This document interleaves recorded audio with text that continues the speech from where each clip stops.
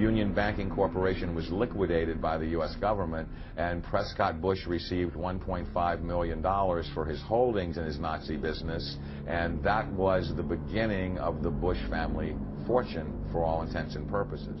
George Bush takes his inspiration from what he learned in Skull and Bones and from the Thule Society that Hitler and Goebbels and Goring cut their teeth in, Bohemian Grove, these evil organizations that perpetrate the ugly things that these criminals are doing to this country, for which they must be held accountable. They are the most violent, dirtiest people on the face of the earth. Somewhere Americans are going to have to take their country back and start finding out who are these people. Who are these people we call our representatives, the Bushes. George Bush, the president, his father, went around the country talking about a new world order. The people who are running this country from behind the scenes do not care a thing about Americans or bloodshed anywhere.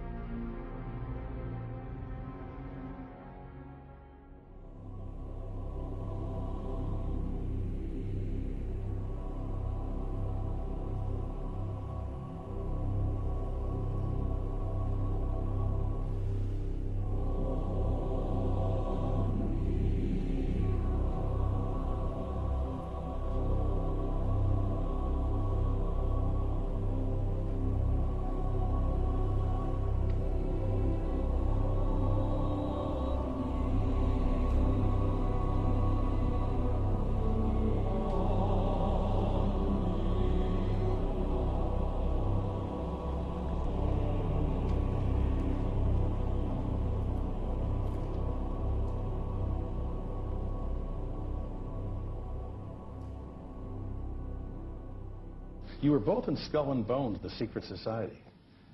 It's so secret we can't talk about it. What does that mean for America? The conspiracy theorists are going to go wild. I'm sure they are. I don't know. I haven't seen the web. Number 322. Sir. Were you a member of Skull and Bones in college in Bush? Were you in the same secret society? That's all right. Let me answer his question. Whoa. Don't chase me. I can't do anything.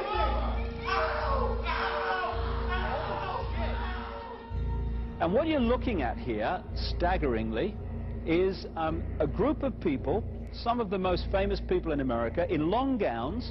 Behind them there, you see a 40-foot stone owl. And there's the fire between them, next to the lake at Bohemian Grove. Now, one might wonder, understandably, why the people that run the banking, political, economic system and the media in America should be dressed in long robes doing a ceremony to a 40-foot stone owl. I think we should be told. And no doubt you'll be hearing about all the differences between John Kerry and George W. Bush. But we've discovered they do have something in common. During their respective college days at Yale, they both belonged to a group called Skull and Bones. He's come pretty close. She was part of a team that successfully recorded part of the initiation ceremony that takes place in the tomb's courtyard. Okay, you have the doorway here. Yeah. Okay, then to the right you have a hedge, and then you have an evergreen tree. If you follow that line straight back, courtyard's in there. Ah, okay. So that's where they have the ceremonies in the outdoor part of it. Part of it was indoors. So we only got to see the outdoor part. Right. We only got to, and to listen to the outdoor part. God only knows what went on indoors. And what did you hear? What was it you know? You managed to get this unique access it was to disgusting. It was gross. I mean, they were pretending to murder people. And what was the tone of it, though? Was it jokey or was it quite... No, it wasn't jokey at all. It was sick. It's about the only way I can describe it. It was sick.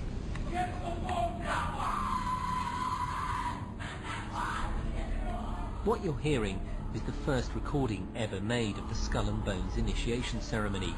It has never been broadcast before.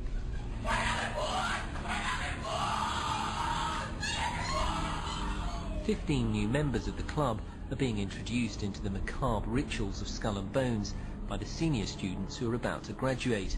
The club has what some might see as a strange fascination with death, skulls and bones. There's the chants too, difficult to hear first of all, but including the devil equals death, death equals death.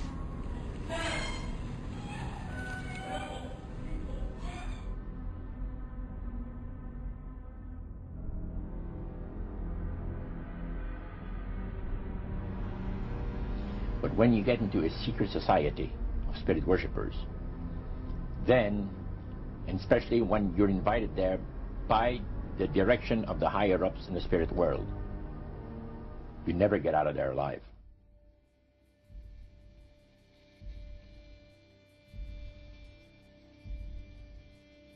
And he told us, he says, look, we worship spirits. We worship Lucifer and all his angels. They're just as beautiful as they did before they were cast out of heaven. He says there was a misunderstanding in the whole thing. He says among the inhabitants of the galaxies. And he says our master was misunderstood.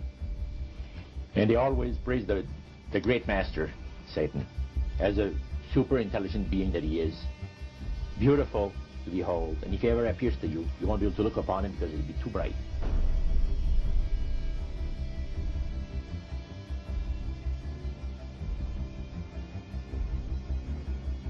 What have Herbert Hoover, Art Linkletter, Jack London, and Richard Nixon all had in common? Well, they've all been members of the exclusive all-male Bohemian Club in California, where every year at this time, the elite from around the country get together for 2.5 weeks of fun and games. Among its members are businessmen like Leonard Firestone and Edgar Kaiser, and political figures like Gerald Ford, Henry Kissinger, William French Smith, and George Shultz. President Reagan, Vice President Bush, and Defense Secretary Weinberger are members of other camps. Richard Nixon is a Bohemian, and so are high-ranking executives of such companies as Eastern Airlines, Standard Oil of Indiana, and Bank of America. Privacy is one of the Grove's most cherished virtues. Members may not photograph, record, speak, or write about activities at the retreat. While many public officials are Grove members, the press is a distinctly unwelcome guest. We're from ABC News. Well, get back there. Get back there. Can we talk to somebody in the... Get back there. You see, for over 120-plus years in Northern California, in Sonoma County, on a 2,700-acre secluded redwood grove, leaders from around the world, prime ministers, chancellors, presidents, governors, again, the heads of industry, banking, academia, the media, Hollywood, travel there to engage in bizarre, ancient Canaanite, Luciferian, Babylon mystery religion ceremonies. We were inside 4 hours. That's only one day out of the 2 weeks that they meet there for the admitted Summer Fire Festival of the Bohemian Club.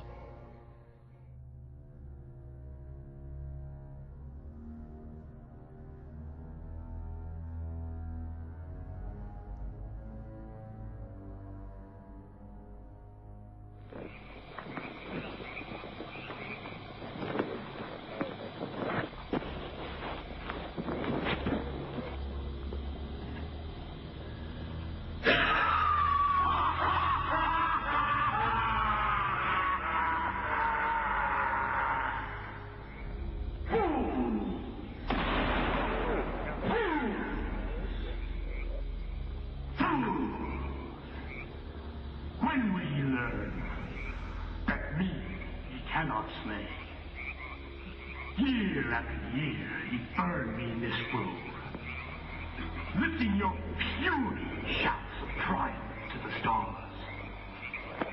But when again, ye turn your faces to the marketplace, do ye not find me waiting as of old?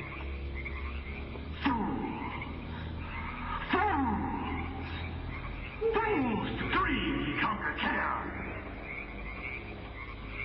Thou mocking spirit, it is not all a dream. We know thou waitest for us year after year within this happy grove. Our fellowship bans thee for a space.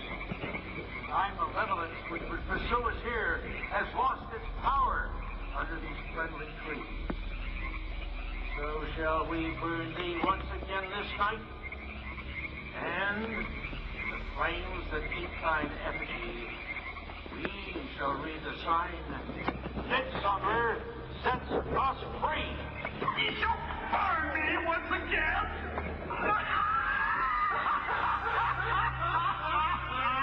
Not with these flames, which hither ye have brought from regions where I reign. Ye fools and priests, I spit upon your fire. Hail fellowship's eternal flame. Once again, midsummer sets us free.